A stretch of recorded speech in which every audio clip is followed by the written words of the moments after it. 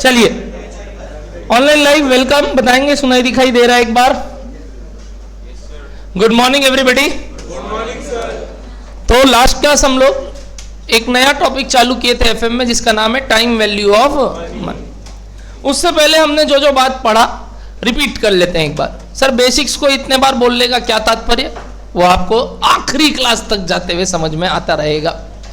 Basics का बोलने का तात्पर्य यही है कि इनका एप्लीकेशंस आपको हर एक चैप्टर में काम आएगा, और इस वजह से सिंस आपके लिए पहला बार है तो you need time, you need to give time. तो जब भी कोई चीज का पहला बार होता है तो उसको टाइम देना चाहिए, और तभी वापस वो इज्जत करेंगे सामने से। तो let me explain you again whatever we have done till yet. Number one, we have understood what are the main functions of a financial manager or financial management. They are procurement of funds, पैसा कहाँ से उठाए, और investment of funds, मतलब पैसा कहाँ लगाए. The third one more function is redistribution of funds. We will understand that also later. These functions are performed to achieve some objectives of a financial management. The financial management of any company is just for two reasons. Number one, primarily for wealth maximization of the business, means sir जिससे हमारा market price बढ़े, and secondly is your profit maximization और cost minimization जिससे हमारा EPS बढ़े। तो एक MPS बढ़े और एक EPS बढ़े। Of course there is some relation between MPS and EPS, but there are other factors also which are affecting MPS. इसके बाद मैंने आपको बताया था कि हमने जैसे ये फंक्शंस और ऑब्जेक्टिव्स पढ़ा तो सारे चैप्टर्स जो हम आने वाले करने वाले हैं वो कुछ ना कुछ इनके ऊपर ही बेस्ड है।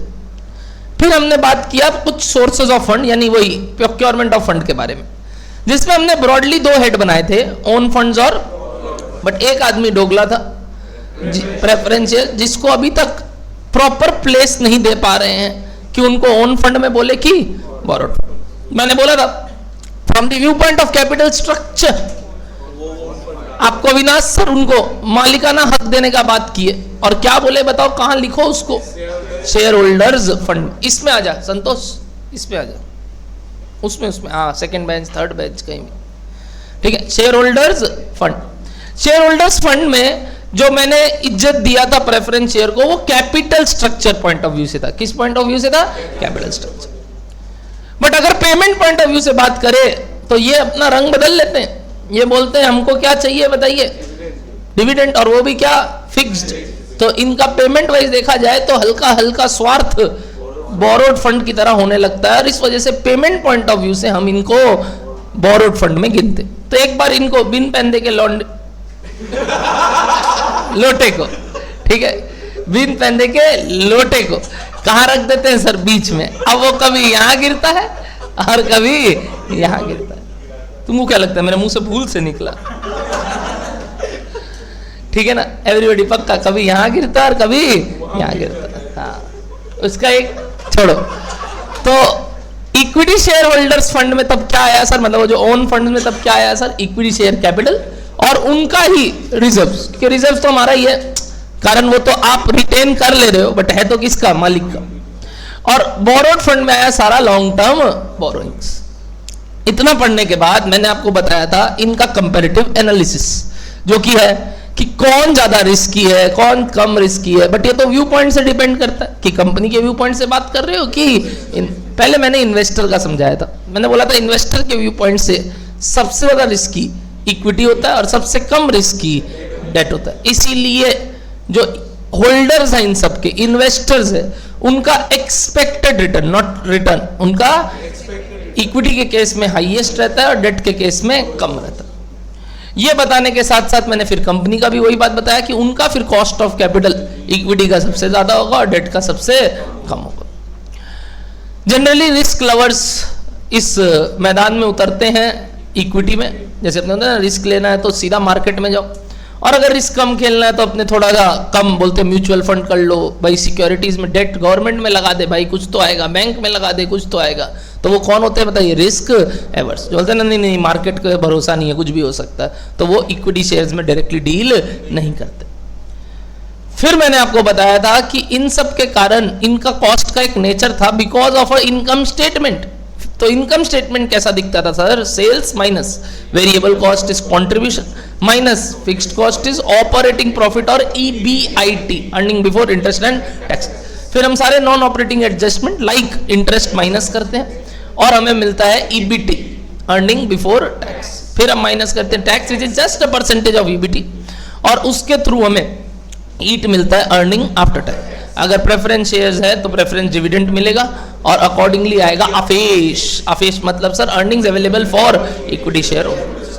इससे अगर हम कोई डिविडेंड अनाउंस करके रखे हैं, पे करना है, तो वो इक्विटी को दे देते हैं, तो इक्विटी डिविडेंड माइनस जो पैसा बचा transfer to reserve and surplus as retain earnings. इस पूरे बात में मैंने EPS का कैलकुलेशन बताया था, आफेश divided by number of shares. तो वापस से बात करते हैं कंपैरेटिव एनालिसिस में, जिससे ये समझ में आया कि ये जो तीन खर्चे हैं फाइनेंस के, इंटरेस्ट, प्रेफरेंस और इक्विटी, इन तीन में दो पोस्ट टैक्स है और एक प्री टैक्स है। प्री टैक्स वाला है इंटरेस्ट और इस वजह से इंटरेस्ट में टैक्स बेनिफिट भी मिलता है और उस टैक्स बेनिफिट के कारण जब हम तीनों कॉस्ट को कंपेयर करते हैं, हम तीनों को पोस्ट टैक्स बनाते हैं, जिसमें प्रेफरेंस और इक्विटी का तो कॉस्ट ऑलरेडी पोस्ट टैक्स है, सिर्फ एक को पोस्ट टैक्स करना पड़ता है और उसका नाम है इंटरेस्ट। कैसे करते हैं सर? जो भी उसका कॉस्ट है इनटू 1 माइनस टैक्स। वैसे कोई भी चीज को प्री टैक्स करना है तो डिवाइडेड बाय 1 माइनस टैक्स। ध्यान रहेगा क्या वाला बात? इतना सा बात पढ़ने के बाद आई थिंक मैंने आपको बताया था बैलेंस शीट का वही ढांचा कि sources of fund is equals to investment of fund, जहां पे हम ये जो भी पैसा प्रोक्योर करते हैं अल्टीमेटली बिजनेस में लगाते हैं, चाहे फिक्स्ड एसेट्स में बोल लो, चाहे वर्किंग कैपिटल में बोल लो। सर आप इन्वेस्टमेंट भी तो कर सकते हो। देखो आपके बैलेंस शीट में आपने और बहुत चीजें देखी है, मैं अभी धंधे का पॉइंट ऑफ व्यू से बात कर रहा हूँ। तो जब भी कोई धंधा करते हैं हम क्या सोच रहे हैं, नवीन क्लासेस चालू करना है तो या तो फिक्स्ड एसेट्स पे पैसा लगाना है या तो वर्किंग कैपिटल। हाँ आगे जाके हो सकता है और इन्वेस्टमेंट्स भी करे, दूसरे जगह भी पैसा लगाए, वो बात अलग है, बट अभी क्या कर रहे हैं, स्टार्ट ऑफ द बिजनेस। क्या डन है सबको इतना सा बात? ये पढ़ने के बाद I guess we started with none other than, बताइए, टाइम वैल्यू ऑफ मनी, है ना? अगला पॉइंट वही था क्या? सीधा अगला पॉइंट वही था क्या? टाइम वैल्यू ऑफ मनी, जिसमें मैंने बोला डिफरेंट कैश फ्लोज, कुछ टर्मिनोलॉजी चेंज हुए, डिफरेंट, अभी तक प्रॉफिट प्रॉफिट प्रॉफिट, अब किसका बात कर रहा हूं? Cash flows. अगर डिफरेंट पॉइंट ऑफ टाइम में है तो उनको कंपेयर करने के लिए हमें सबको सेम पॉइंट ऑफ टाइम में लाना होगा। सर कैसे लाना होगा सेम पॉइंट ऑफ टाइम में? या तो फ्यूचर वैल्यू निकाल के कोई एक पर्टिकुलर का, या तो प्रेजेंट वैल्यू निकाल के। बेटर है हम हमेशा क्या करें, यानी सबको 0th पॉइंट पे पटक दे। ये करने के लिए हमें एक मेजरिंग रॉड चाहिए जिसका नाम है एक्सपेक्टेड रिटर्न रेट। क्या नाम है बताइए? Expected return rate. ये एक्सपेक्टेड रिटर्न रेट का कैलकुलेशन हमें समझ बोलेगा कि हर एक इन्वेस्टर के हिसाब से अलग अलग होता है, जैसे मैंने क्लास में भी केस भी बताया था, और उस हिसाब से हम कोई भी फंड का जितने भी आने वाले साल में कैश फ्लोज हैं, इनफ्लोज हैं, उनका प्रेजेंट वैल्यू निकालते हैं और देखते हैं कि वेदर जो हम सोच रहे हैं उसका उतना ही वर्थ है क्या आज के दिन। अगर उससे ज्यादा का वर्थ है तो हम नहीं खरीदेंगे, because it is trading rich, we should go short और नॉट बाई। क्या ना, we should not go long. Short जाना मतलब बेच देना, और नहीं खरीदने का भी मतलब वही, अगर नहीं है तो मत खरीद दो और अगर है तो बेच दो। वहीं अगर जो हमने निकाला हमारा एक्सपेक्टेशन के हिसाब से उसका प्राइस कम आया, वो तो मैंने बता दिया। अगर ज्यादा आ गया और अभी क्या मिल रहा है उससे कम भाव में, तो हम क्या करेंगे बताइए? उस आइटम को खरीद लेंगे, क्योंकि सस्ते में मिल रहा है। क्या मिल रहा है बताइए? सस्ते में मिल रहा है, तो विल बाई सच बॉन्ड्स या जो भी securities, because the bond is trading cheap, we should go long. क्या ध्यान आ रहा है बात? चीप को अंडर प्राइस भी बोलते हैं और रिच को ओवर प्राइस भी बोलते हैं। इतना बात कराने के बाद मैंने प्रेजेंट वैल्यू का फॉर्मूला सिखाया था, जिसमें अगर सिंगल कैश फ्लो है तो present value is nothing but a particular future value into discounting factor n. N मतलब सर जो एथ पीरियड पे वो कैश फ्लो खड़ा है। डिस्काउंटिंग फैक्टर एन का मतलब होता है sir present value of 1 rupee at nth year today, मतलब 1 रुपया जो nth ईयर के पॉइंट ऑफ टाइम पे खड़ा है उसके आज के दिन का वैल्यू कितना। ये जितना बात मैंने बताया था डिस्काउंटिंग फैक्टर निकालने का तरीका था 1 divided by 1 plus i equals to n times जो भी nth पीरियड है, 5 है तो 5 बार, 10 है तो 10 बार। ये आई भी इंडिविजुअल पे डिपेंड करता है, तो वो भी समझ में पता होगा, तो इक्वल्स टू आई के हिसाब से उस हिसाब से मारना। ये करने से हमें जैसे ही डिस्काउंटिंग फैक्टर मिलेगा, हम इस फैक्टर्स के साथ फ्यूचर वैल्यू को इनटू करेंगे तो हमें क्या मिल जाएगा बताइए, प्रेजेंट वैल्यू। इजी था सबके लिए वाला बात। तो हमने सिंगल कैश फ्लो को लेके ये सारी बातें कर ली थी और अब हम कंटिन्यू कर रहे हैं किसको लेके सर, आगे की बात। बाय द वे एक क्वेश्चन अब आप सबके लिए, हाथ ऊपर करेंगे अगर याद है तो, डिस्काउंटिंग फैक्टर का दूसरा नाम बोलो। PVIF, present value interest rate factor. ध्यान रहेगा, मैं बार बार पूछूंगा ऐसे कुछ अलग अलग चीजें, क्योंकि ये क्या है, ये अलग अलग चीजें ही अचानक से जब आती है ना, याद ही नहीं रहता, अरे ये क्या था। ये भी क्या है, डिस्काउंटिंग फैक्टर का दूसरा नाम। क्या डन है सबको?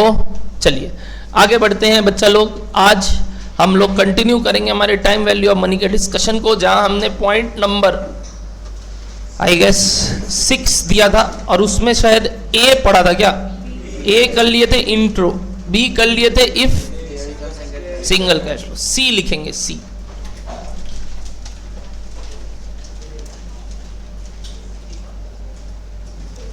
सी लिखेंगे एवरीबॉडी, सी लिखिए। Present value of multiple cash flows, present value of multiple cash flows of different amounts eight different point of time, at different point of time. Present value of multiple cash flows of different amount at different point of time. इसके अंदर लिखेंगे again एक example और हम एक cash flow का पहले timeline बनवाएंगे, फिर उसके बाद मैं लैंग्वेज पॉइंट ऑफ व्यू से भी लिखवाऊंगा कि एग्जाम में लैंग्वेज कैसे आता है। अब आप टाइम वैल्यू ऑफ मनी का टाइमलाइन जानते हैं, इसको क्या बुलाते हैं बताइए? 0 टुडे, 1 2 3 4 5, ठीक है।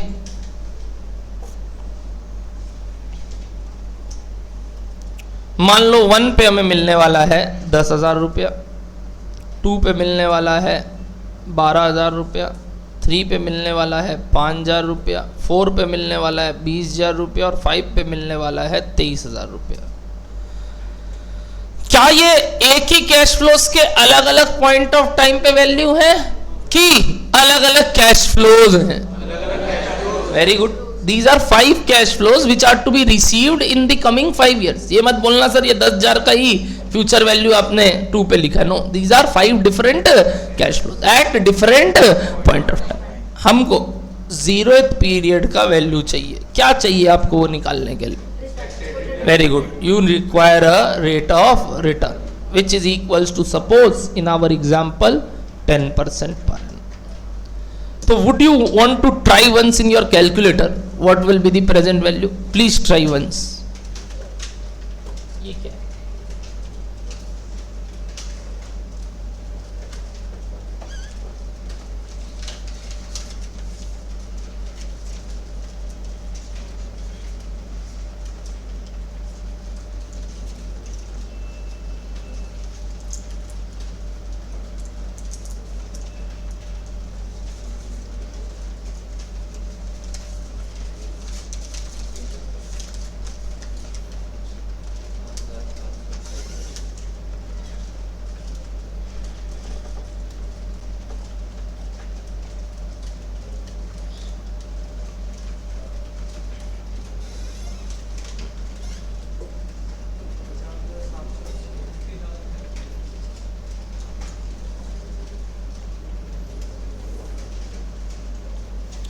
Yes, welcome online live. Prakriti, Vikram, Saket, Aditi, Deepak, Ayushi, Raut, Rishi, Aditi, Saurabh, Ayesha, Harsh, Aditya, Sudeep, Gayatri, Raunak, Sambit, Khushi, welcome. हाँ, सब अपने अपना दिमाग लगा के कुछ ट्राई कर रहे हैं क्या कैलकुलेटर में? बाबू सेम है, जैसे सिंगल का होता है वैसे ही है। एक एक करके सबका निकाल लो और फिर सबका सम निकाल लो, है ना। एक एक करके सबका निकाल लो और फिर सबका, सर एक एक करके सबका निकाल लो, जो कि पार्ट 1 में सीखे थे कि ये पहले वाले कैश फ्लो जो कि 10,000 कहां खड़ा है, फर्स्ट ईयर के एंड पे, इसके लिए कौन सा फैक्टर यूज करेंगे, DF1 12,000 के लिए, DF2 5,000 के लिए, DF3 एंड सो ऑन, सबके लिए सबका DF पता है, सबका प्रेजेंट वैल्यू निकाल के टोटल, बोलो डन है सबका। पूरा क्लास ट्राई कर चुका है क्या, एक बार दिमाग लगाए, बताइए क्या है आंसर कोरस में, 50,706 टाइप्स, ठीक है 700 टाइप्स, 50,700 टाइप्स आया क्या सबका, ये करीब करीब पक्का। अब जो आपने किया बचपन में भी हमने किया था, जिसका चैप्टर का नाम था टाइम वैल्यू ऑफ मनी, क्योंकि वहां टिक्की टिक्की था तो फटाक से कैलकुलेटर में आंसर निकालते थे, काम खत्म। यहां तो क्या करना है, उनको लिखना होगा। तो सर कैसे लिखेंगे, क्या हम इस बात को एक इक्वेशन में लिख के आ सकते हैं, बिल्कुल लिख के आ सकते हो, but it will be a bit difficult to write and understand from the view point of invigilator और एनी चेकर।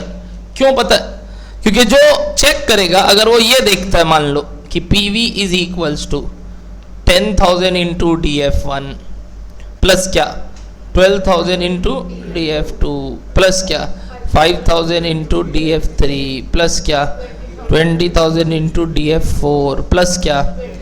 अच्छा आज ये तो 5 साल था, लिख दिए, कहीं 10-12 साल का सवाल हो तो ऐसे क्या इक्वेशन लिखते चलोगे, कुछ तो और स्मार्टेस्ट मूव होगा जिससे प्रेजेंटेशन वुड बी बेटर। दिखाना तो है क्योंकि अब लिख के आना है, अब टिक्की टिक्की नहीं है। और अपने जानते हैं कि अपने तो ये चीज को कैसे निकाल सकते हैं, बताइए इंस्टेंटली कैलकुलेटर में, बट फिर भी प्रेजेंटेशन क्या होना चाहिए एग्जाम हॉल में वो सीखना अब जरूरी है। जबकि बचपन में अपने इसका प्रेजेंटेशन को धूल चखा दिए थे कि भाई ये सब क्या होता है, हमें तो सीधा कैलकुलेटर में निकालना है आंसर टिक। तो ये जो प्रॉब्लम अब आया नए रूप से कि भैया इसको लिखाना भी है कैसे करे, ये ऐसे नहीं प्रेजेंट करना चाहिए, ये तो कैलकुलेटर का भाषा हुआ। प्रेजेंटेशन स्किल कभी भी रहेगा कैश फ्लो यदि डिफरेंट है, अ टेब्युलर फॉर्मेट। याद है बचपन में पढ़े थे, the best way of representation is, याद है टेब्युलर, ये टेक्सचुअल फॉर्मेट हो गया। अरे सब मत पढ़ाइए वापस से, आपको बार बार बोल रहे हैं, हम लोग ऊपर उठ चुके हैं उस लेवल से। आपको अगर पढ़ाना है ज़्यादा तो जाइए नीचे, अविनाश सर का फाउंडेशन का क्लास चल रहा है, वहाँ बक बक कर लीजिए, हम लोग को मत बोलिए। और याद आ रहा है क्या बेस्ट मेजर था, टेक्सचुअल की टेब्युलर की diagrammatical टेब्युलर format.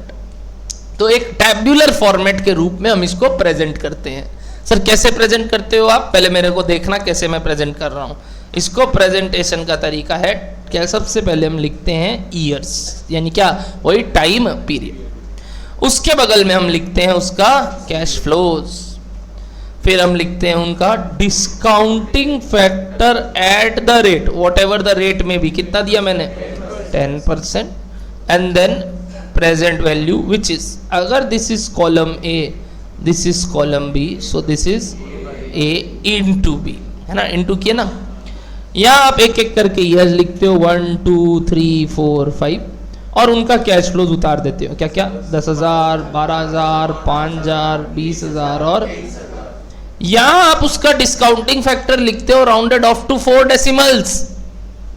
But sir 4 decimal से अलग आंसर आएगा और हमने जो किया उससे अलग आंसर आएगा, of course, but ICAI allows you, grants you the rounding off error up to 4 decimal of discounting factor, unless उन्होंने खुद बोल दिया take up to 2 decimals, take up to 3 decimal, खुद बोल दिया तो बात अलग है, नहीं बोला तो हम कहां तक करके आ सकते हैं और कोई गलती नहीं होगा, अप्रोक्सीमेट आंसर उतना ही आएगा। और हम एग्जाम हॉल में तो ये 5 साल का नहीं देखने वाले ना, बहुत वेराइटी बहुत अजीब अजीब सा होगा, तो बेटर है हमेशा क्या करना सर, 4 डेसिमल का DF निकाल के छोड़ देना।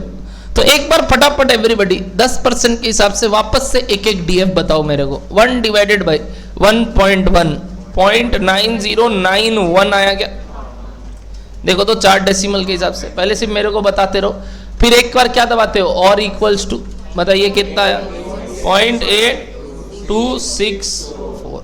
अंतरिम चेक करे क्या वापस कैलकुलेटर, हाँ ठीक है ठीक है ठीक है, नेक्स्ट बताओ। 0.7513, नेक्स्ट और लास्ट 60629220 आया क्या सबका? इसको जैसे ही हम यहाँ इनटू करेंगे एक एक करके, चलो पहला वाला मैं कर देता हूँ, ऐसे करके आप जैसे ही सारा इनटू करेंगे इसका एक सम टोटल आएगा। This is nothing but all present value. करिए, this is the way of representation in exam. अब आप लिखेंगे इस बात को पूरा, आपको आंसर पहले से पता है करीब करीब 5, 7। अब देख लो इसको यूज करके क्या आया, इसको यूज करके क्या आया। यानी आप क्या करोगे, 10,000 into 0.9091 m plus 12,000 into 8264 m plus, और लिखते भी चलोगे उस बात को। ये ऐसे मत कर देना जो हम किया। मैं टीचर हूं, मैं आलसी नहीं हूं कि मैं ये सब कर रहा हूं। मैं चाहता हूं कि आप कैलकुलेटर यूज करें, ना कि मेरे लिखाए हुए आंसर को कॉपी करे। झूठ बोल रहा हूँ, मैं आलसी हूँ। बट हाँ, जिस दिन आप ये भी करने लगेंगे तब जाके आपका वो जो बोलते हो ना, सर लिखे तो सही थे, इनटू गलत कर दिए, ये गलत कर दिए, वो नहीं होगा। फटाफट प्रेजेंट वैल्यू निकालेंगे सारे बच्चे बेस्ड ऑन 4 डेसिमल पॉइंट, क्योंकि आपने जो पिछली बार आंसर बोला था वो शायद एकदम appropriate taking all decimal points था। 4 डेसिमल पॉइंट से कितना आ रहा है? 50705 टाइप्स है ना, वही बोला, थोड़ा बहुत राउंडिंग ऑफ एरर आ जाएगा।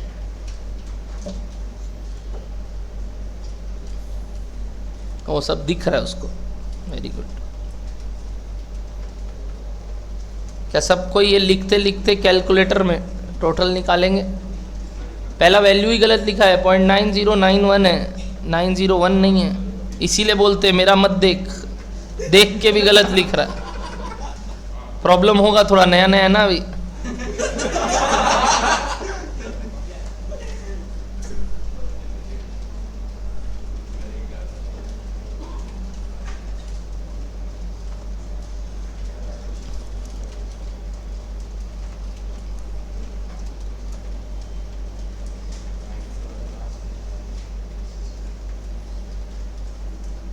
हाँ वही आएगा, मतलब 6, 5 एक ही बात है यार। 5 पॉइंट समथिंग आया होगा तो तुम 6 कर दिए होगे, वो ठीक है। I am least interested.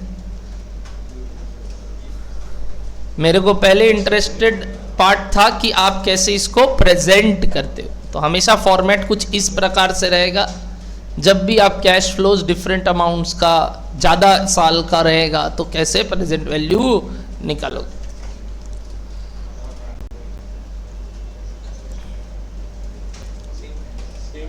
ठीक है यार, नादानी माफ। 5 हो 6 हो एक ही बात।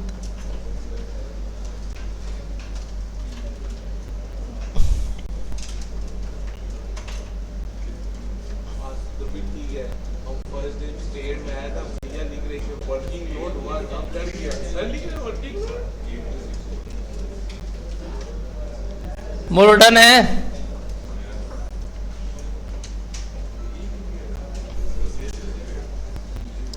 एवरीबॉडी आ गया प्रेजेंट वैल्यू पक्का।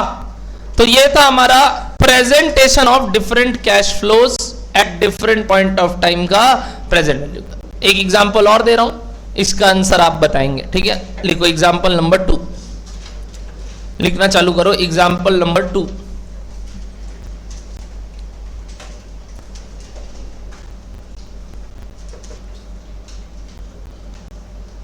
an investor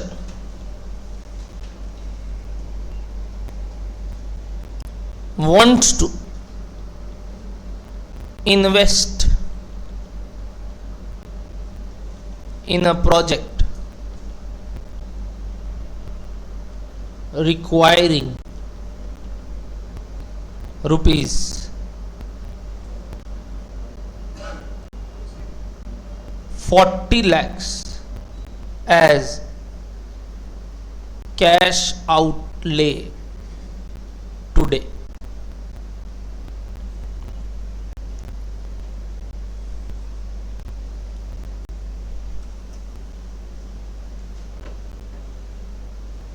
The expected cash inflows were calculated as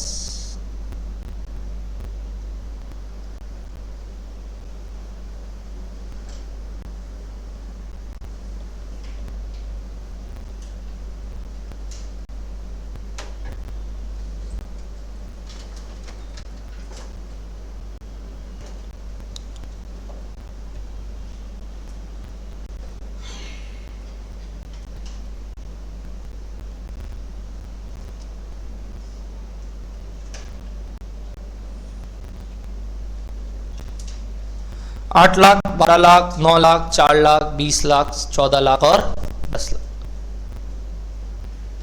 next para, his expected rate of return is rupees is 12% per annum, is 12% per annum. Advise whether he should invest in such project or not.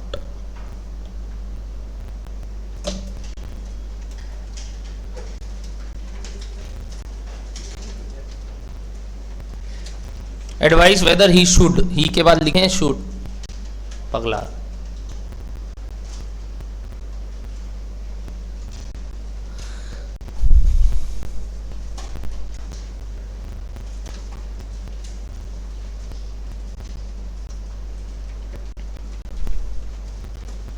चार decimal का rounding off कर लेना, वरना अलग अलग answer बोलोगे लाखों में।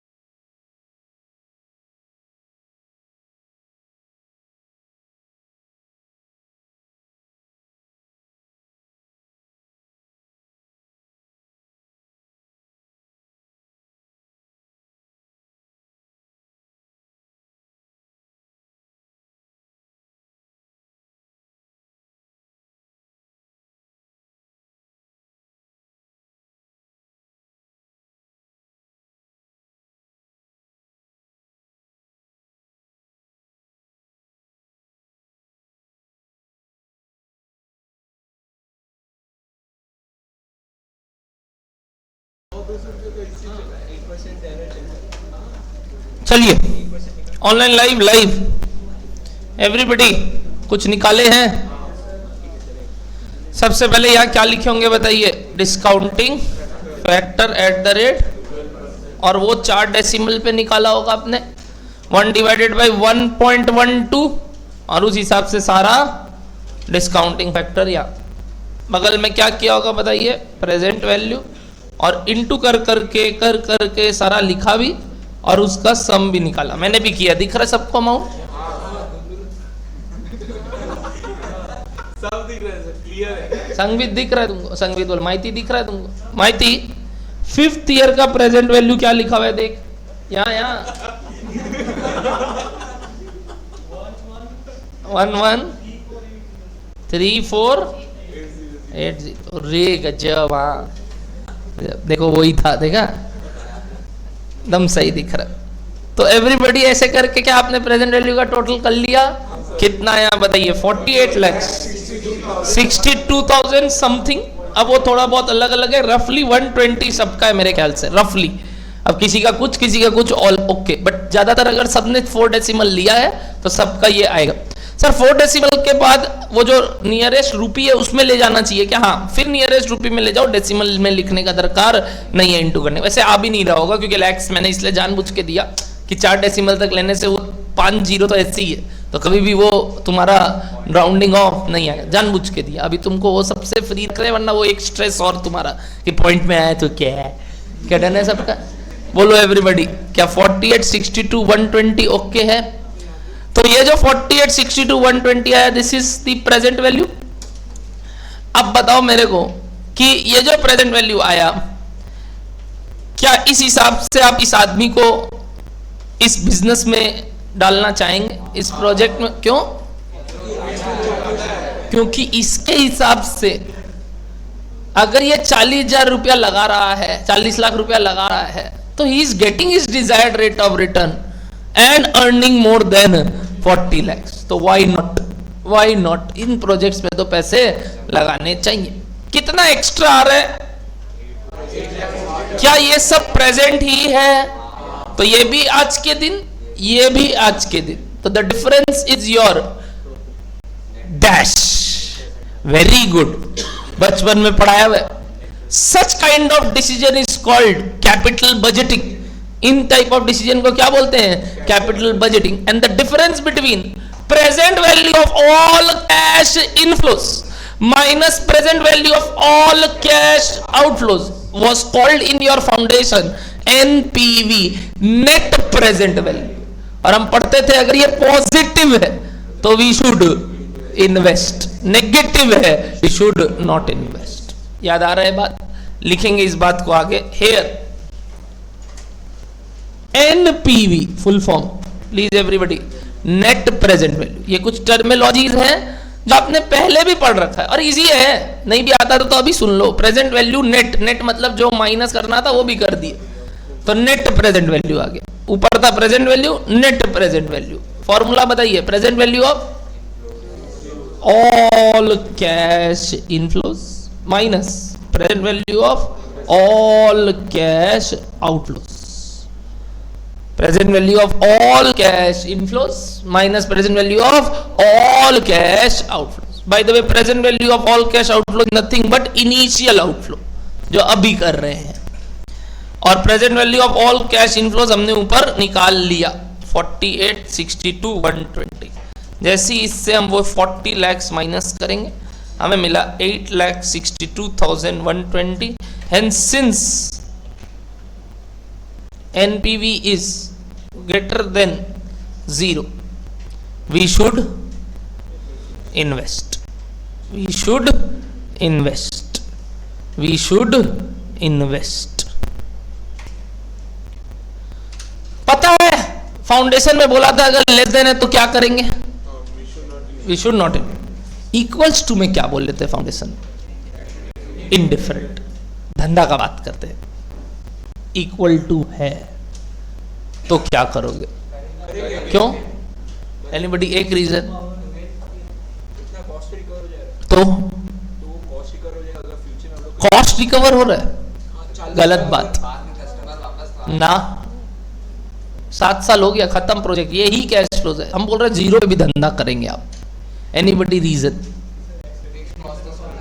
वेरी गुड, क्या वर्ड बोला वो समझे? अब हम कैश फ्लोज को किससे पीछे लाए हैं, ध्यान दिए? Your expected rate of return. Expected rate of return मतलब इसमें तुम्हारा खर्चा वर्चा कमाई सब ऑलरेडी सोचा हुआ है कि हमको इससे इतना चाहिए। क्या ये एक्सपेक्टेड रेट ऑफ रिटर्न में मेरा डिजायर्ड रिटर्न है ना? मतलब क्या जो मेरे को इससे कमाना है, हो सकता है इसमें 8 से 10% मेरा लगा होगा क्या, प्रोक्योरमेंट कॉस्ट, बाकी 2-3% तो मैं एक्स्ट्रा क्यों चाहिए, कुछ कमाना भी तो है। तो हमने since expected rate of return से पुल ऑफ किया इसको पीछे, तो इसमें तो क्या कमा के पॉजिटिव आ रहा है बताइए? प्रॉफिट कमा के। अच्छा, प्रॉफिट ना कमा के भी जीरो है, मतलब वो 12% पे भी जीरो है, तब भी तो क्या है उसके अंदर बताइए? प्रॉफिट भी कमा रहे हैं। मतलब जीरो मतलब क्या हो रहा है बताइए? डिजायर्ड रिटर्न भी कमा रहे हैं और क्या कर दे रहे हैं बताइए? आउटफ्लो कर रहे हैं। तो अगर 40 लाख लगा के घुमा के वापस से क्या है बताइए? 40 लाख प्रेजेंट वैल्यू, तो भी दिक्कत नहीं है, क्योंकि उससे मैंने क्या कमाया बताइए? अपना एक्सपेक्टेड रेट ऑफ रिटर्न। कहने का तात्पर्य सोचिए, अगर वो मैंने 12% से पुल करके 40 लाया और मेरा कॉस्ट ऑफ फंड्स 10% था, और अगर मैं 10% से पुल करता कम रेट से, तो वैल्यू ज्यादा आता कि कम आता? 40 से रेट कम वैल्यू ज्यादा, इनवर्स रिलेशन है ना। डिनोमिनेटर अगर कम करेंगे तो वैल्यू, तो अगर मैं 10% से पुल करता, which would have been my cost of capital, which would have been my, which means procurement cost, and this is my desired rate of, which includes my some profit margin also. 10% लगा था माल वो fund इकट्ठा करने में, but जब invest कर रहे हैं किस सोच के साथ कर रहे हैं? इससे 12% कमाने का इच्छा है। तो 12% लेके भी अगर 40 जा रहा है, इसका मतलब अगर 10% से पुल ऑफ करते तो 40 लाख से ज्यादा आता, यानी कमा तो रहे हैं। तो एनपीवी जीरो पे भी किया जाता है। और बचपन में भी आपने बात पढ़ा कि नॉर्मल प्रॉफिट पे भी क्या करो बताओ, धंधा कंटिन्यू, बट वो प्रॉफिट का बात था, वहां प्रेजेंट वैल्यू का बात नहीं था। तो आप लोग अपना क्या भाषा से यूज करने लगे मालूम?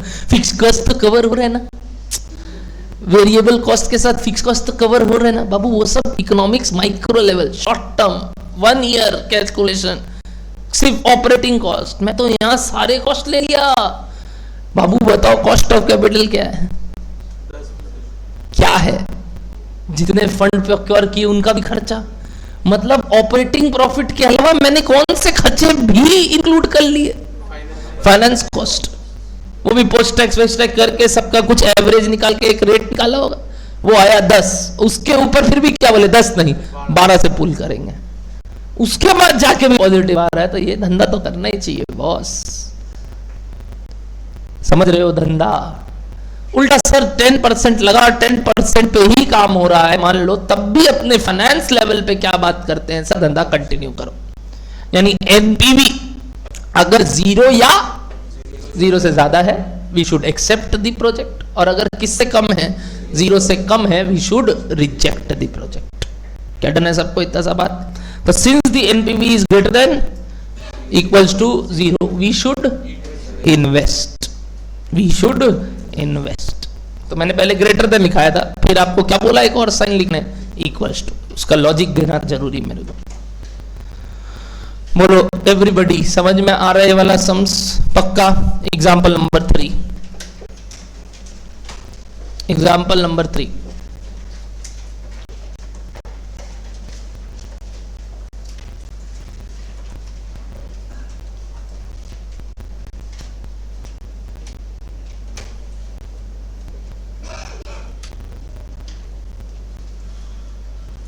person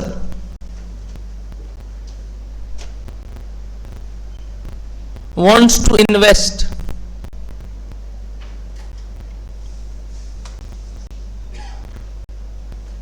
rupees 10 lakhs today, rupees 10 lakhs today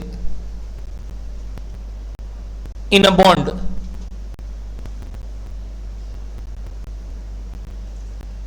which is having following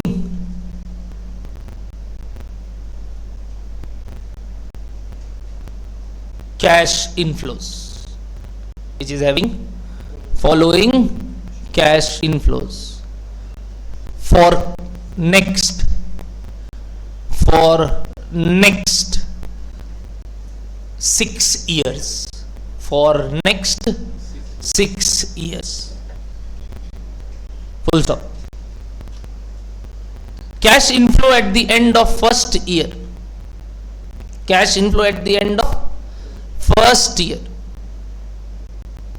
cash inflow at the end of first year is equals to 2,10,000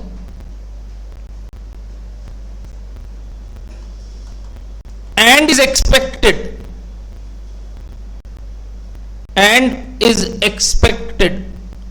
to grow at the rate 5% each year, at the rate 5% each year, full stop. If the desired rate of return, if the desired rate of return of the investor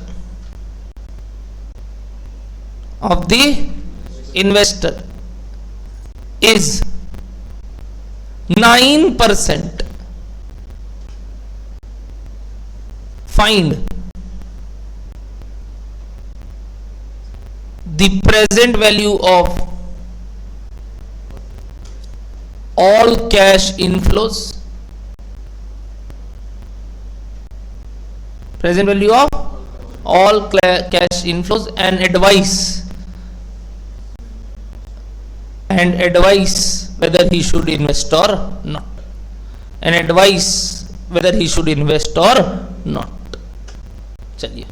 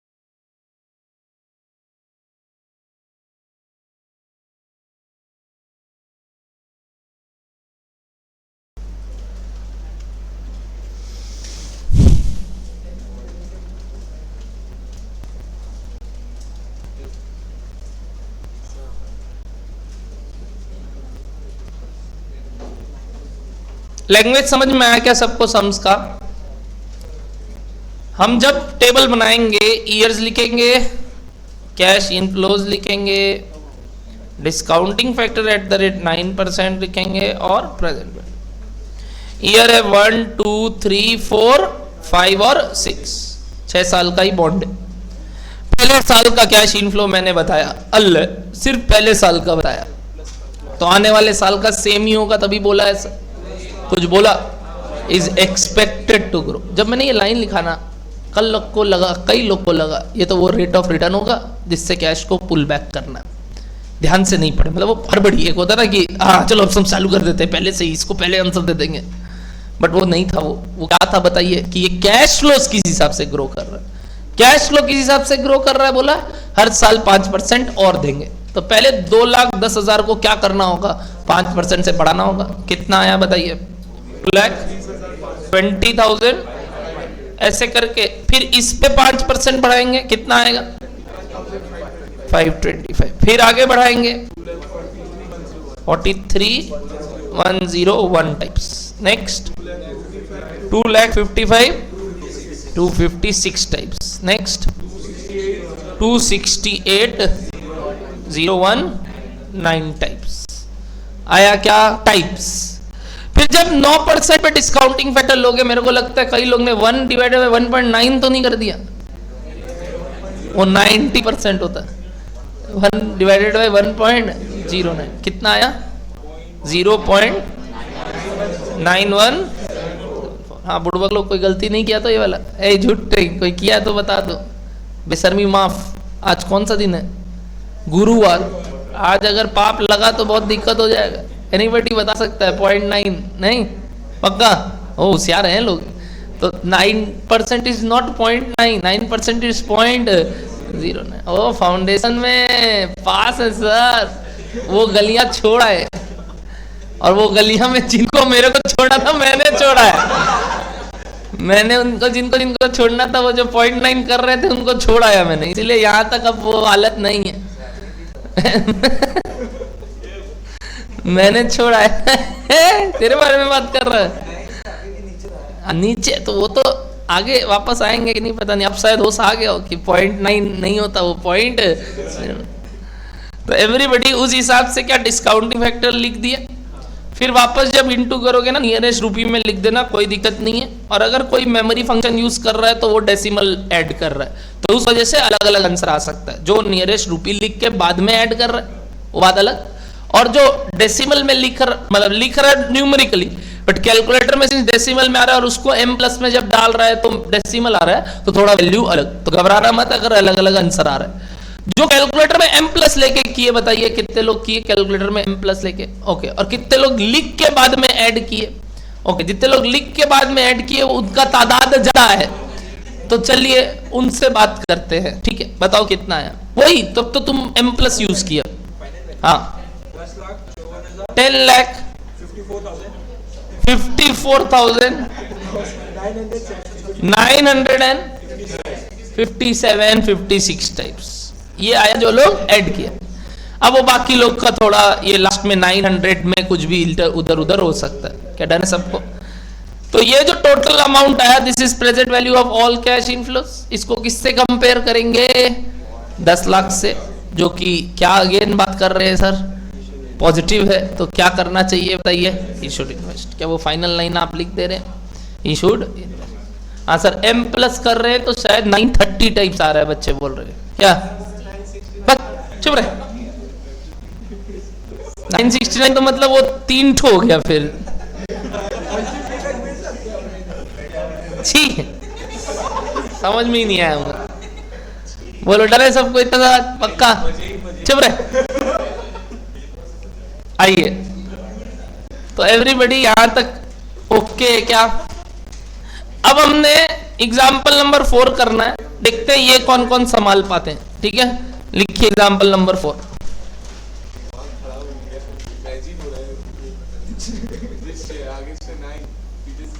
चुप रहे,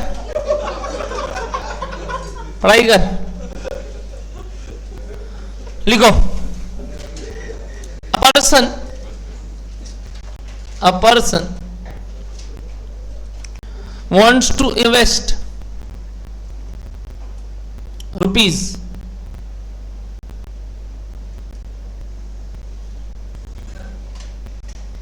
a person wants to invest rupees 5 lakhs at a desired rate of return of 7.25%, at a desired rate of return of 7.25%, full stop. The business is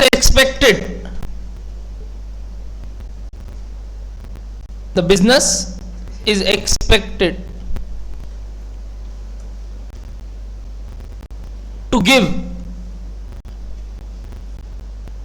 positive cash flows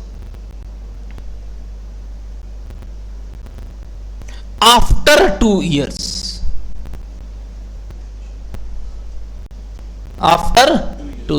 That is from the end of the second year.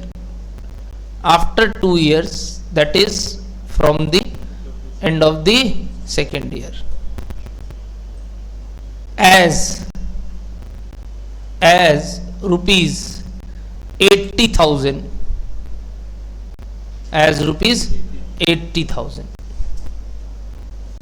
this cash flow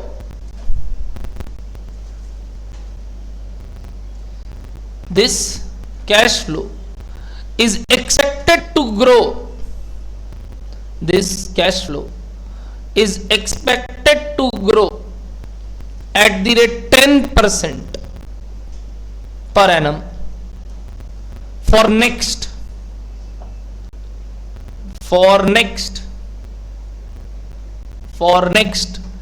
8 years.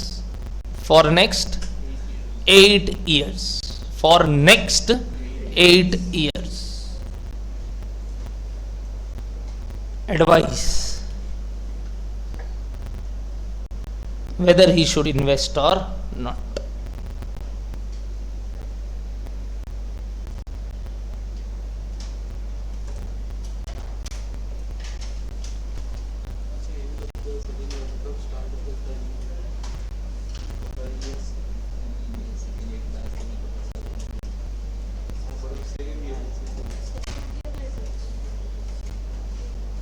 बोल तो 2 साल बाद से आना चालू होगा, मतलब 2 साल के एंड में पैसा आना स्टार्ट हो जाएगा. बस फर्स्ट ईयर कुछ नहीं आएगा, सेकेंड ईयर के एंड से पैसा आना चालू. 0 पे इन्वेस्ट कर रहे, 2 साल तक कुछ नहीं आया, दूसरे साल के एंड में आना चालू.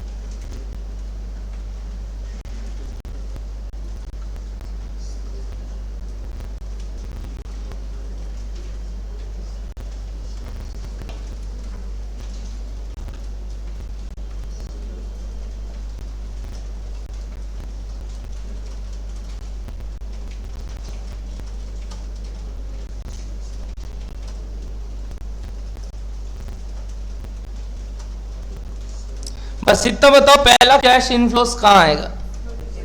सेकेंड ईयर के एंड में. मैंने लिखवा दिया, that is from the end of the.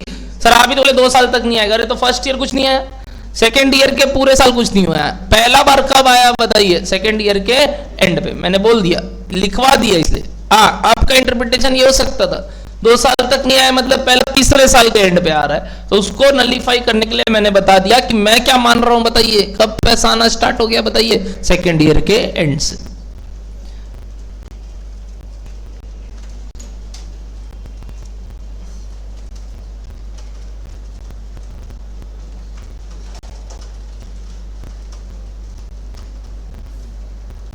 इसलिए तो बोला 2 साल बाद पैसा आना चालू हो गया, मतलब 1 साल तक पैसा नहीं आया।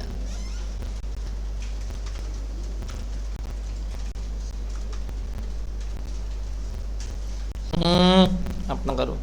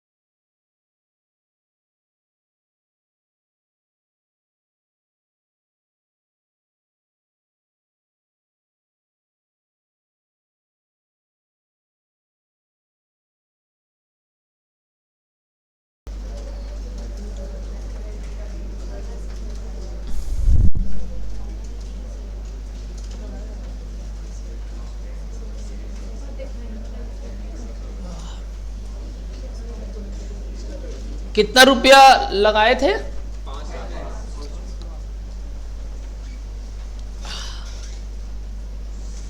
ओके, अलग अलग आंसर आ रहा है ऑनलाइन में।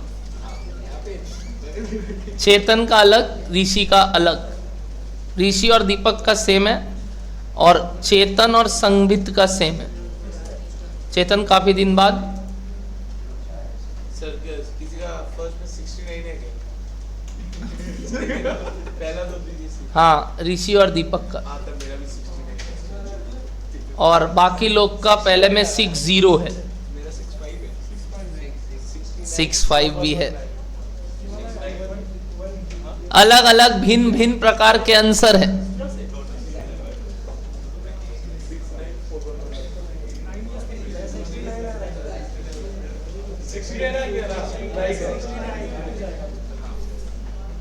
तेरा 69 नहीं आया, तेरा खराब हो जाता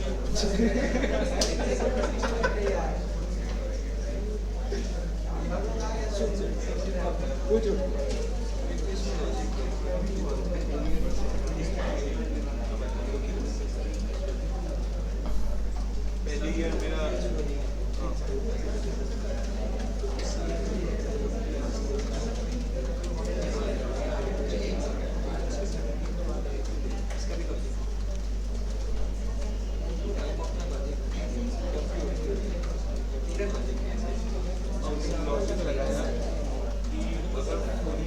डन है सबका, कुछ ना कुछ आया।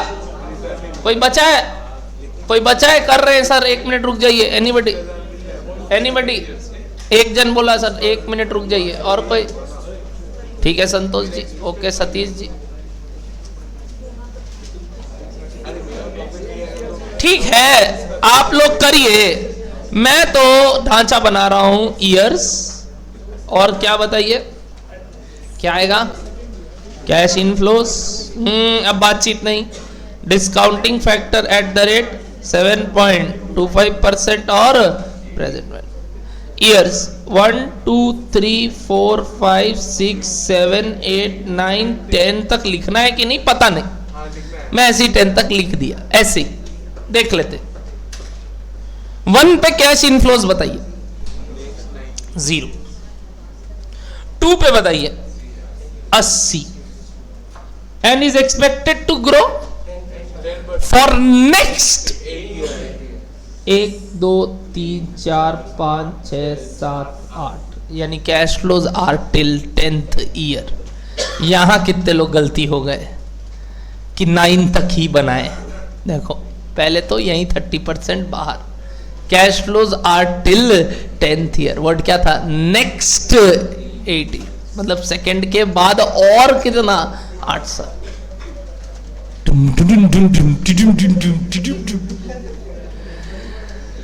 कुछ नहीं है, कोई बात नहीं, कोई बात नहीं। एक लाइन जोड़ना है तुम लोग को, तब तो सिर्फ क्या 10th ईयर वाला कैश फ्लो, जो कि एकदम आसान है। यहां जो आया उस पर क्या बढ़ा दोगे बताओ? 10%। क्या सेकेंड वाला 88 आया? ऐसे चलते चलते चलते चलते 10th वाला सबको ही बता दो। 171,487। कुछ आया क्या सबका? करीब करीब ही है। यहीं कई लोग झटक गए, 30% लोग। अभी देखो बाकी कहां झटकेंगे? डिस्काउंटिंग फैक्टर में। डिस्काउंटिंग फैक्टर 1 में कुछ आएगा क्या? नहीं आएगा। डिस्काउंटिंग फैक्टर तो है ही 1 का। मतलब ये मत कर देना कि DF1 2 से लिखना मत चालू कर देना। ये कितने लोग भी गलती की, हाथ ऊपर, झूठ नहीं। क्या किए पता है? 1 डिवाइडेड बाय 1.0725 जो आया वो सेकेंड ईयर में लिख दिए। कितने लोग लिखे ये वाला बात? झूठ नहीं। 1 2 3 4 5 6 7 8 9 जन और झटक गए। ये क्या था बताइए? ये तो DF1 है, तो ये तो है तो फर्स्ट ईयर पे जो कैश फ्लोज उसके लिए। तो इधर डैश मत दो, इधर तो कुछ लिख दो। बताइए क्या आया? DF1 0.9324, जो कि 0 से इंटू हो गया 0। फिर एक और बार जो इक्वल टू दबाएगा वो क्या आएगा? DF2। बाबू वो जो तुम्हारा 0.9324 है, इसका डेफिनेशन इसीलिए तो सिखाए थे। अगर 1 रुपया कहां खड़ा है फर्स्ट ईयर के एंड में, तो उसका आज का वैल्यू क्या है? तो तुम सेकंड ईयर के लिए कैसे ये यूज कर रहे हो? सेकंड ईयर के लिए तो DF2 यूज करना पड़ सी। देखे मिस्टेक क्या क्या हो रहा है? जानबूझ के दिया, 1 साल बीच में गायब, बैच पहले में गायब। और देखना चाह रहा था कि आपका दिमाग कैसे कैसे ये सब मिस्टेक्स को लेता है और फिर समझता है कि ये जो फर्स्ट ईयर का डिस्काउंटिंग फैक्टर है वो तो फर्स्ट ईयर का ही डिस्काउंटिंग फैक्टर रहेगा, भले ही फर्स्ट ईयर के एंड में क्या नहीं है, कोई कैश फ्लो नहीं है, थोड़ी ये सेकेंड ईयर से बन जाएगा। सेकेंड ईयर का डीएफ तो सेकेंड ईयर का ही डीएफ होगा। जैसे जब तुमको मैंने फिफ्थ ईयर के एंड पे कैश फ्लो दिया था, क्या तुम उसके लिए डीएफ वन ही यूज किए थे? नहीं, क्यों? पहले 4 साल कुछ नहीं, डैश डैश डैश डैश, तो जो डीएफ वन आया वो डीएफ 5 ही है कि डीएफ 5 निकाले थे, 1 2 3 4 स्किप कर दिए थे, है कि नहीं? तो यहां 1 स्किप हो जाएगा, सीधा 2 से चालू होगा। DF2 बताइए क्या आया? 8694। इस तरीके से 4 डेसिमल लिखे, इस तरीके से इनटू किया, नियरेस्ट रूपी में भेज दिया और फिर उसका टोटल निकाले। I will wait for another 2 minutes for everybody. कितने लोग यही काम किए? Okay, around 55%। अब इन 55% का आंसर सेम है कि नहीं पूछते हैं। क्या आया अर्जुन तुम्हारा आंसर? 69। हाँ, आगे 41 ठीक है, 30 टाइप्स, 694130 टाइप्स। अब वो 19 है, 20 है, 50 है, 130 की जगह 100 है, 90 है, कुछ भी चलेगा। किनका किनका ये करीब करीब आ गया? ओके, जितने लोग पहले बोले थे वो लोग का यही आया। कुछ भी आए उससे फर्क नहीं पड़ता। मैंने बोला 200 रुपए का इधर उधर चलेगा, लाखों में चलेगा। चुप बोलो, डन है पक्का एवरीबॉडी? तो ये फिगर अगर आपका आ रहा है आसपास तो आपने सही किया है, और काफी लोग ये आंसर दिए थे। हाँ, 098 भी सेम ही है, मतलब 694098, फर्क नहीं है, 40 रुपए का भी फर्क नहीं है, बिल्कुल सही है, 32 रुपीज का ही तो फर्क हुआ। तो 098 080 सब चलेगा, राइट है आपका भी, चेतन आपका भी राइट था, सबका राइट था, मतलब वो भी चलेगा। बट 694 आना चाहिए, बाकी का डिफरेंस चलता है वो सब। बोलो मेरे प्यारे मित्रों, नहीं किए तो ठीक करोगे। तो अराउंड 55% राइट थे, 45% का दिक्कत हुआ, but we will make it 100% soon. और जो जो मिस्टेक हुआ नोट डाउन करो कि हाँ सर ये गलती की है। जैसे कई लोग झटक गए वो नेक्स्ट 8 ईयर्स, कई लोगों डीएफ में गड़बड़ कर दिया। मतलब क्या हुआ ना, आप अब माथा बंद करके सम्स करते हो, वो आदत अपना नहीं है। अपने को माथा खोल के सम्स करना है। जहां पे क्या पता है अपने लोग को, बताइए कि पहला वाला कैश फ्लो पे भी कुछ क्या है, बताइए, डिस्काउंटिंग फैक्टर है। डिस्काउंटिंग फैक्टर का डेफिनेशन समझो।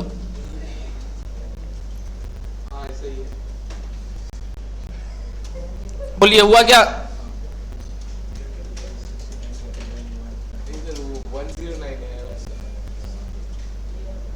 109 भी ओके, हाँ कोई दिक्कत नहीं, एकदम सही है। बोलिए एवरीबॉडी, आंसर आया क्या? चेक कीजिए। अब तो क्या करना चाहिए बताइए? जरूर से जरूर इन्वेस्ट, 5 लाख रुपया लग रहा है। डन है? तो यहां हमने कुछ कौन सा टॉपिक किया बताइए? ये कौन सा टॉपिक किया? 4 एग्जाम्पल किसका? मल्टीपल कैश फ्लोज विथ या of different amounts of different. तो पक्का अगला टॉपिक क्या आएगा? अगर सेम अमाउंट हो तो क्या सर, क्या ही फर्क पड़ता है? अभी तो आपने सिखाया, अगर सेम होगा तो सेम लिख देंगे, सेम कर देंगे और सेम कर देंगे, बिल्कुल सही। That is the way, but there can be a shortcut if there is a same cash flow. By the way, ये सारे कैश फ्लोज जो हमने बनाए अभी तक, इसको कोई कुछ नाम देना चाहेगा? Cash flows of different amount को, cash flows of different amount को कोई कुछ नाम देना चाहेगा? These all are called annuities. क्या बुलाते हैं इसको? नहीं सर, बचपन में एनवीटी का मतलब ये नहीं था। बचपन में तो एनवीटी का मतलब था जब सेम अमाउंट होता है। गलत, मैंने बोला भी था और टोका भी था। उसको हम लेवल एनवीटी बोलते हैं। क्या बुलाते हैं?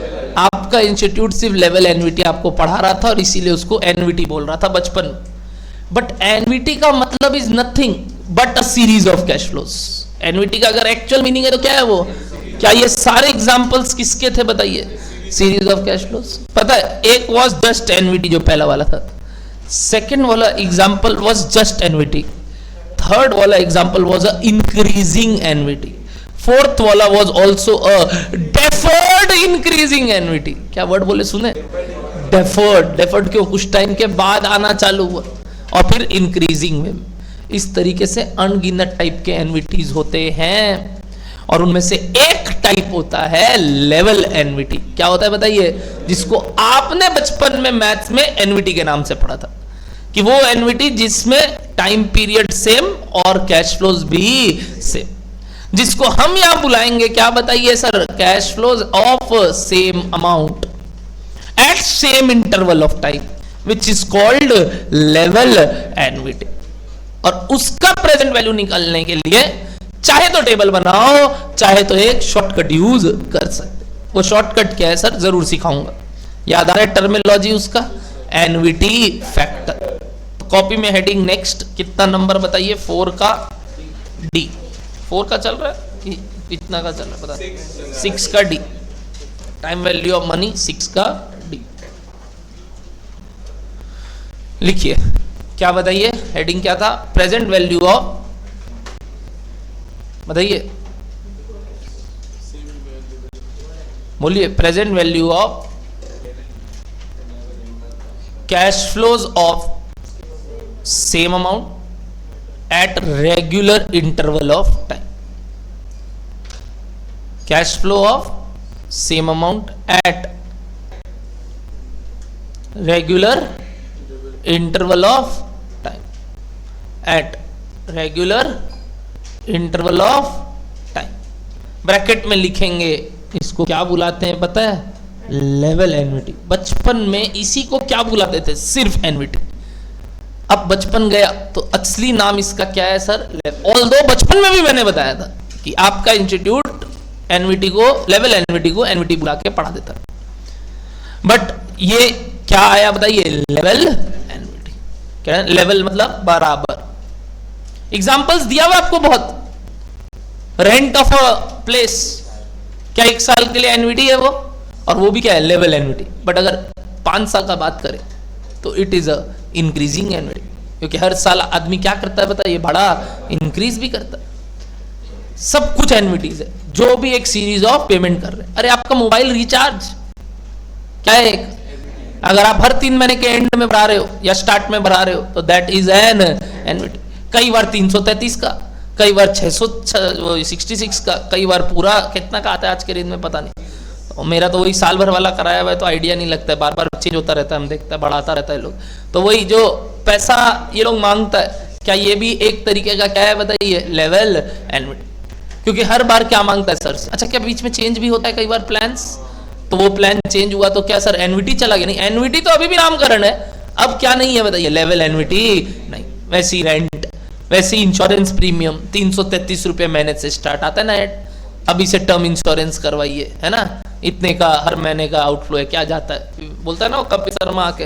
तो वो भी क्या है बताइए? एक लेवल एनवीटी, कि हर महीना आपको इतना देना है, बात खत्म, आपका इंश्योरेंस जा रहा है। तो वो insurance premium is also a level NVT. मैंने बड़ा बेसिक एग्जांपल लिया। सैलरी ऑफ एम्प्लॉय जो हर महीने दे रहे हैं, वो भी क्या है बताइए? एक लेवल सर। बट अगर इंक्रीज करके दे रहे हैं तो इंक्रीजिंग एनवीटी सर। अगर हर साल के एंड के इंक्रीज कर रहे हैं तो पहले साल के लिए लेवल, फिर अगले साल के लिए फिर लेवल, या पूरे बात करें तो इंक्रीजिंग। बोलो एवरीबॉडी क्लियर हो रहा है सबको ये सब लैंग्वेजेस? तो सर हमको वैसे नामकरण से लेना देना है भी नहीं, हमें तो सिंपल ये चाहिए कि कैश फ्लो किस पॉइंट ऑफ टाइम में कितना है, और उस हिसाब से हमें टेबल बनाना है और आंसर निकालना है। बिल्कुल। बट सर आप ये टॉपिक तब अलग से क्यों पढ़ा रहे हो जब आपको मालूम ही है टेबल बना के करना है? तो मैं बता दूं इस टॉपिक का एक क्या निकल सकता है बताइए? शॉर्टकट। जब तक ये एक लेवल एनवीटी है, अगर ये सिर्फ एक एनवीटी है, इंक्रीजिंग एनवीटी है, डिक्रीजिंग एनवीटी है फॉर अ कांस्टेंट पीरियड, हम इसका क्या नहीं कर सकते बताइए? शॉर्टकट नहीं कर सकते, हमें वो पहले वाला तरीके से ही करना पड़ेगा। But if the cash flows are of same amount at regular interval of times for a finite period, तो हम फिर भी एक शॉर्टकट निकाल सकते, और वो शॉर्टकट हम यहां सीखेंगे by the name of NVT factor. क्या बात है सर, ये पूरा सिखाइएगा जरूर। लेते हैं कि एग्जाम्पल लगे, तो लिखिए एग्जाम्पल नंबर 1। धुंधला धुंधला ही सही, याद आ रहा है थोड़ा बहुत? याद आ रहा है? तो चलो वही एग्जाम्पल लेते हैं जो उस दिन लिए थे।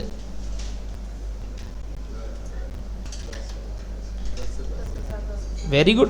सच कह जाए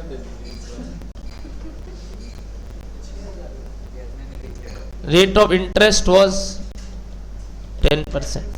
फाइन प्रेजेंट वैल्यू। आंसर भी याद है? आंसर भी याद है क्या? शॉर्टकट याद है। शॉर्टकट याद है।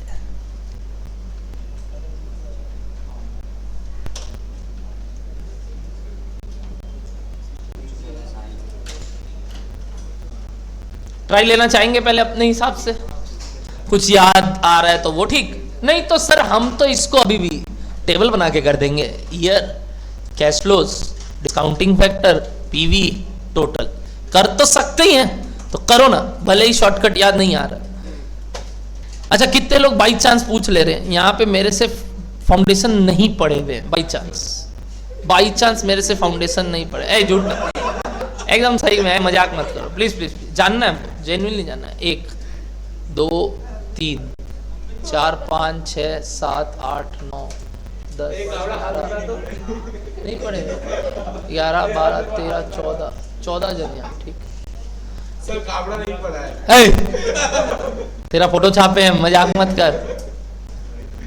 ऑनलाइन में एनीबॉडी जो मेरे से नहीं पढ़ा हुआ है तो चिंता मत करो, आप पहले अपना लॉन्ग टर्म प्रोसेस से करो कि सर जो आपने सिखाया ईयर्स, अमाउंट, डिस्काउंटिंग फैक्टर और वो, फिर अपने करेंगे। गायत्री, ओके। बक पगला नहीं सर, झूठ मत बोलो। संगीत तुम्हारा फोटो छापे, ऐसे मत बोलो यार।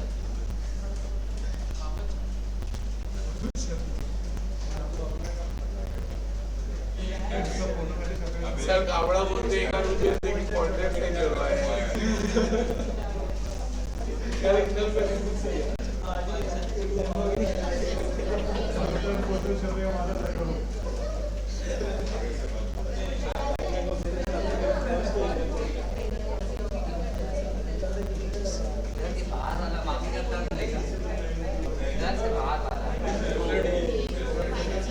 झूठे लोग ऑनलाइन में। अब वो भोपाल से फोन आया था, वो सीनियर फाउंडेशन करवाने के लिए हम बोल रहे हैं फाउंडेशन के लिए फोन किया है। मेरे पास आया था, आप ये सर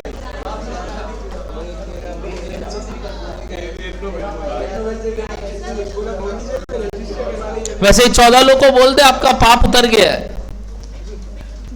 एक बार गलती किए तो क्या हुआ, पाप उतर गया आपका। अब ठीक जगह आ गए। एनवीटी ड्यू का पीवी याद नहीं आ रहा, शॉर्टकट कोई बात नहीं। आप केला का पत्ता वाला सीन नहीं करवाए थे। उत्कर्ष पढ़ा था सर क्लास से, और ही उत्कर्ष तो हम भूल ही गए। क्या नाम था उसका पूरा? वो जिंदा है? तुम लोग से बात होता है? हाँ, जिंदा है अभी भी? घूमता है ऐसे नीचे पागल? वो पास थोड़ी हुआ है ना, इम्पॉसिबल। बोलो 350। सर वो रिजल्ट जैसा अविनाश में बोलते हैं, अपना वाला पेज।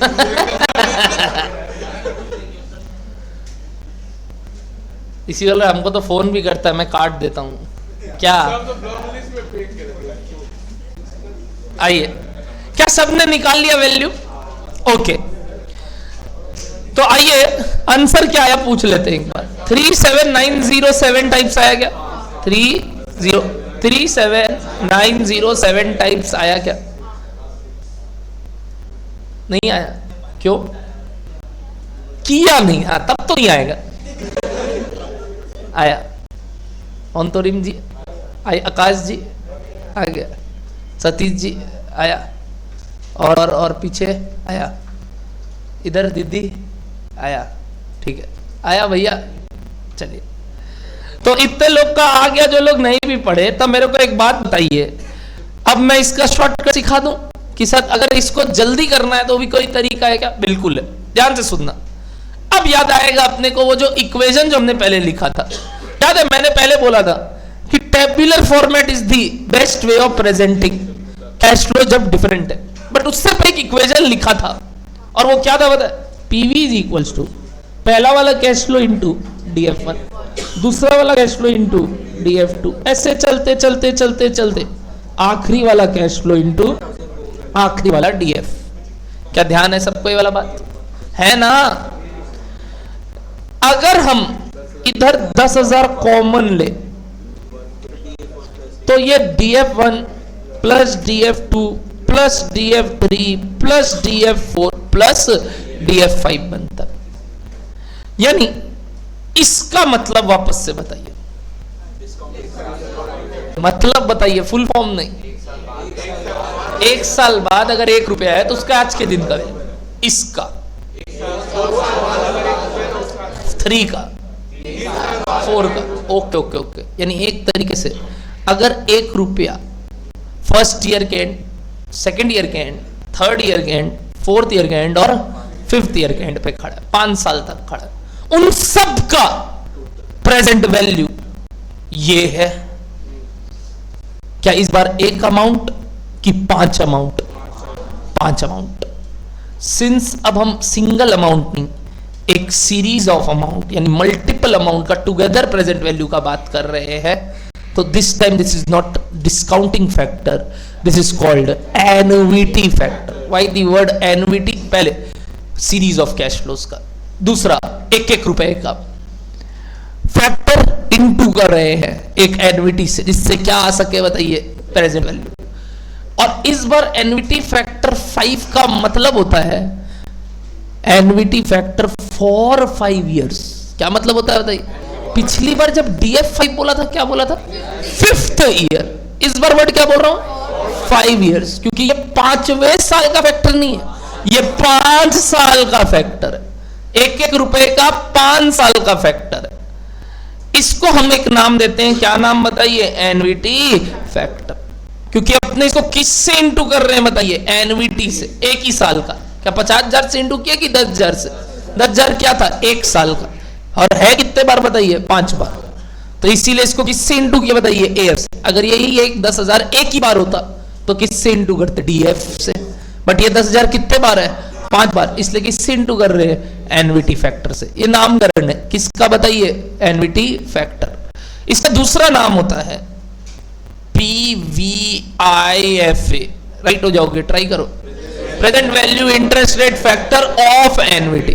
क्या बोले? Present value interest rate factor of which is 5। ये क्या है बताइए? AF5। वही एट द रेट कितना बताइए? 10%। एट द रेट कितना बताइए? 10%। भाषा है। अब सर ये कैलकुलेटर में कैसे आएगा?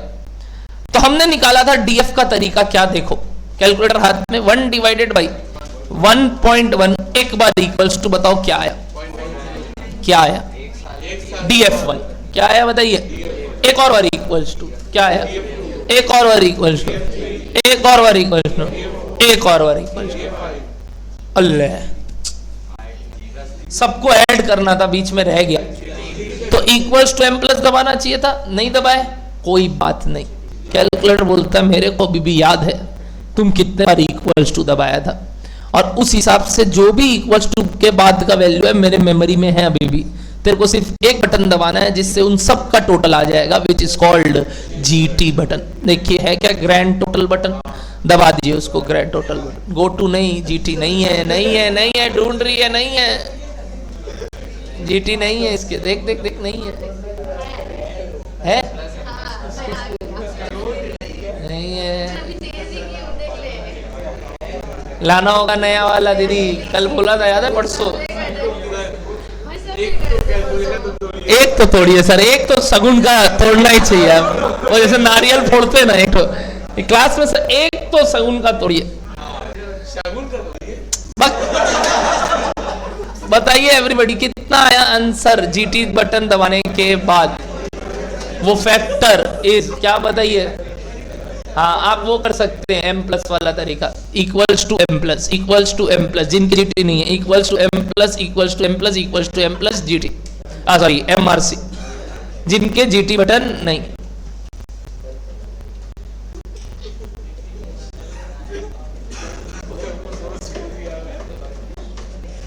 दीपक सेठिया, आज हो जाएगा सगुन का लड्डू। विक्रम, सगुन कर दीजिए आज, बक बोलो डर है सबको।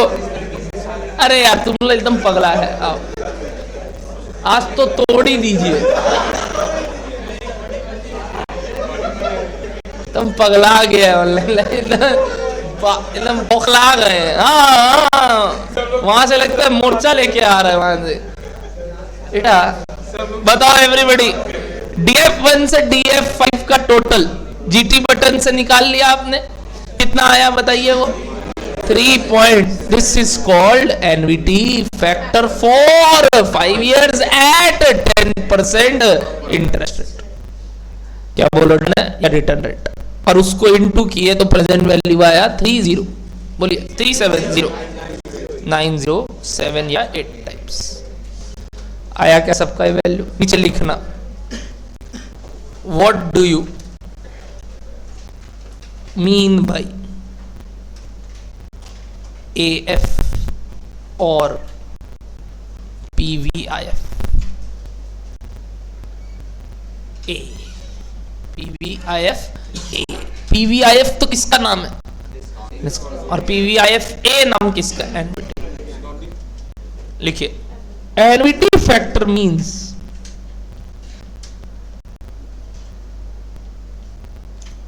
present value of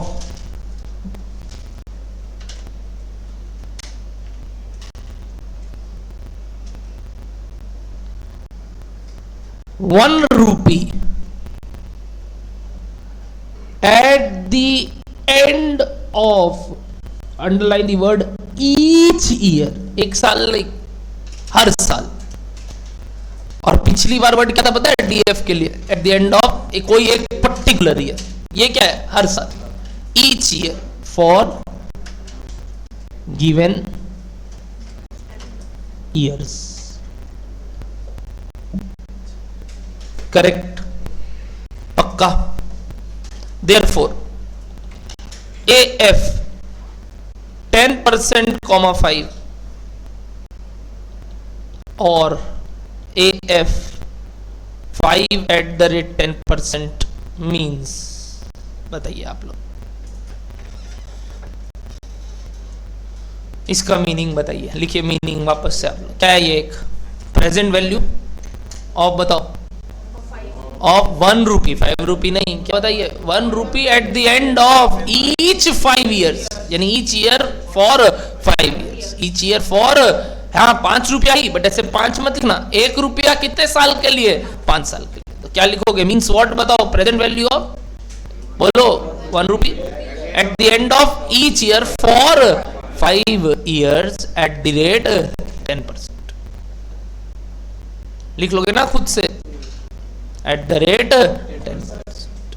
पहले मीनिंग, पता है बचपन में इतना जोर इस पे नहीं दिए थे, सीधा कैलकुलेशन, क्योंकि टिक्की था। अब थोड़ा दिमाग लगाना, मीनिंग भी समझना।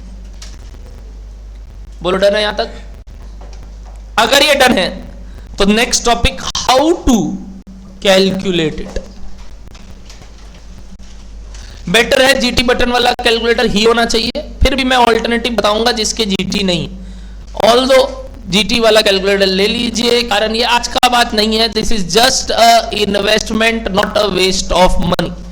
ये एक इन्वेस्टमेंट है, एक्सपेंस नहीं है। अगर आप कैलकुलेटर के खर्चे को एक्सपेंस मान रहे हैं तो आप गलत में हैं। Calculator is an investment, asset for you, और इसका डिप्रीसिएशन आगे जाके बहुत अप्रीसिएशन लाके देगा। कोशिश यही करना है एक कैलकुलेटर पूरा सीए बना दे, और ये मेरे साथ हुआ था। मतलब मैंने जो फर्स्ट कैलकुलेटर लिया था अपना, जैसे सीपीटी चालू किया था, सीए फाइनल के एग्जाम में भी मैंने वही सेम कैलकुलेटर बिना चेंज किए यूज किया था, और मेरे को वही 4 साल लगे, और वो कैलकुलेटर मेरे साथ था 4 साल तक। और 4 साल बाद रिश्ता तोड़ दिया मैंने उसके साथ। I moved on. मेरे को मालूम था कि इसका साथ यहीं तक है और इस वजह से मैंने रिश्ता तोड़ दिया, क्योंकि बीच बीच में मैंने चीटिंग किया।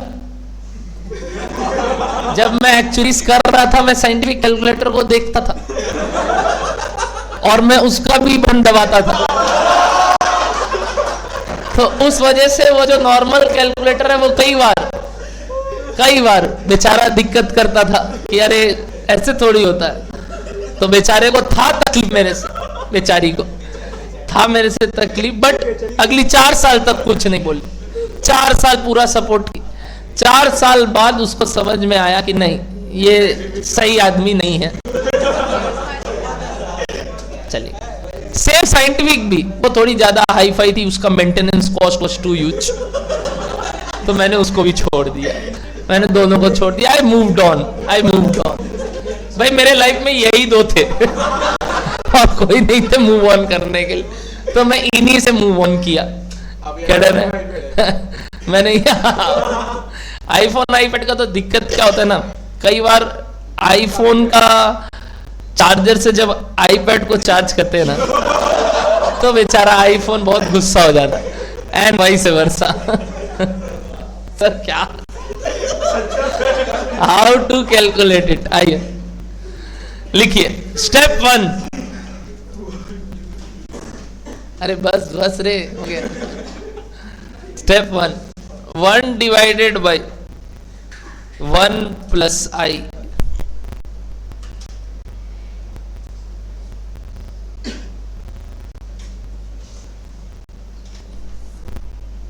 Step 2 equals to n times. Sir ये तो डीएफ का ही फॉर्मूला था। हाँ, तो एक स्टेप बस ऐड हुआ है, जीटी। मतलब अगर 2 पे रुकते हैं तो क्या मिलता है पता है? Discounting factor. और अगर जीटी बटन दबा देते हैं तो क्या मिलता है बताइए? Annuity factor. कब चाहिए annuity factor?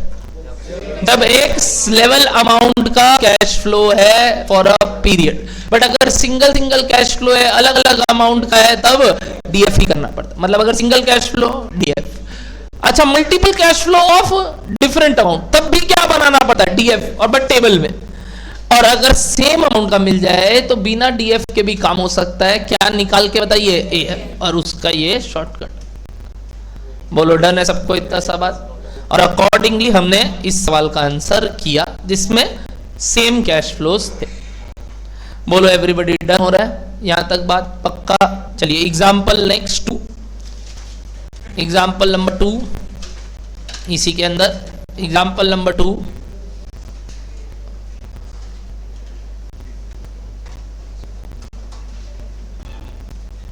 a leasing company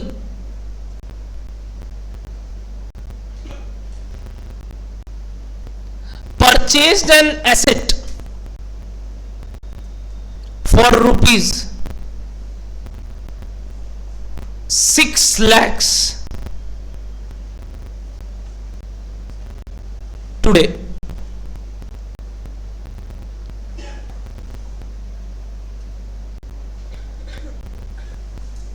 exam में सिर्फ ये लाइन लिखेंगे, एनवीटी फैक्टर ये, और फिर एनवीटी फैक्टर निकाल लेंगे, कैलकुलेटर में दिखा देंगे। ये थोड़ी दिखाएंगे स्टेप 1 ऐसे किए, स्टेप नहीं, बस कैलकुलेटर में किए वो, और ये निकाल के छोड़ देंगे बस। हाँ? हाँ, ऐसी स्टेप वाइज लिखेंगे क्या? 1 प्लस ये किए, ऐसा नहीं है बाबू। तुम उससे अच्छा वहां उसके घर चले जाना जब चेकिंग करें, और उसको बता देना, वो कुछ डिस्टर्ब उसको लगे नहीं समझ में आया तो बता, देखो मैं ऐसे किया था, ठीक है ना? इन्वेटर के पास पहुंच जाना, चेकर के पास पहुंच जाना। आइए लिखिए, क्या लिखे बताइए? An leasing company purchase asset for 6 lakh today and has got an offer and has got an offer from another company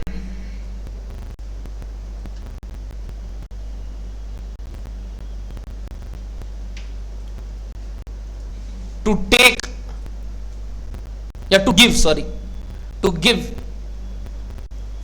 the asset on a rental basis, to give an asset on a rental basis for 5 years, for 5 years at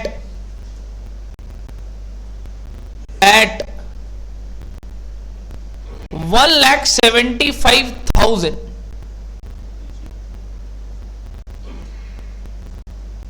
at 1,75,000 lease rental, 1,75,000 lease rental every year, 1,75,000 lease rental every year. If the desired rate of return, if the desired rate of return of the leasing company, if the desired rate of return of the leasing company is 14% per annum, advise whether it should lease out the asset or not, whether it should lease out the asset or not, whether it should lease out the asset or not.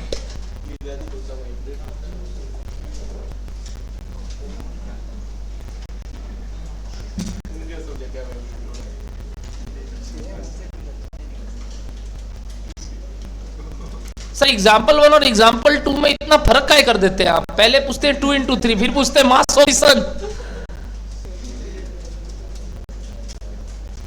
भाषा change किया है वही, बस थोड़ा language finance का भाषा use किया, sums एकदम सेम है 1 और 2 में, भाषा चेंज कर दी।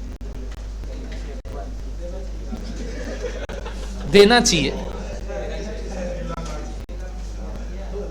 सर, देना चाहिए। जैसे जैसे ये 2 बजने लगता है ना, तुम लोग के अंदर उसका भूत आने लगता है। थोड़ा कम करो उसका, क्लास कम करो तुम लोग, दिक्कत है तुम लोग। फिर सर साथ में कहीं और प्रॉब्लम हो जाएगा। अविनाश सर का क्लास थोड़ा कम करो।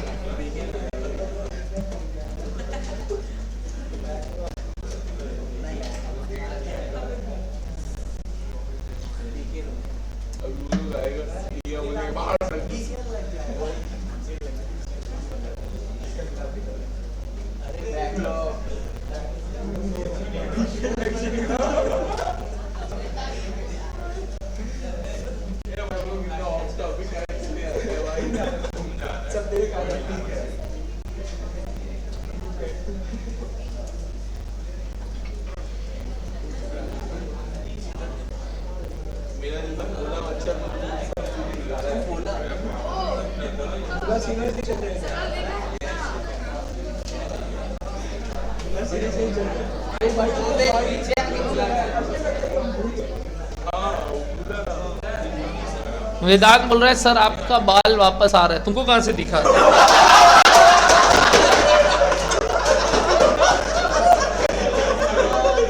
ओह यस, यहां भी आया देखा।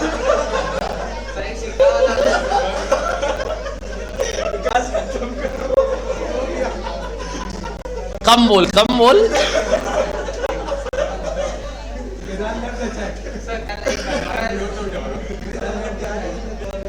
बताइए हाँ या ना, लीज पे देंगे कि नहीं देंगे? हाँ, दे देंगे। दे देंगे। बताइए कैसे निकाले answer sir? Present value of all lease rentals is 1,75,000 into annuity factor 14%, 5 था कि 6 था? 5 था। 5 साल का एन्युटी फैक्टर निकालेंगे which is 1 divided by 1.14 equals to 5 बार जीटी इंटू 1,75,000। कितना आ गया बताइए? 6 लाख 7 8 6 लाख 6,78,000 तो एक और 0 7,8,9 टाइप्स आया क्या देखिए।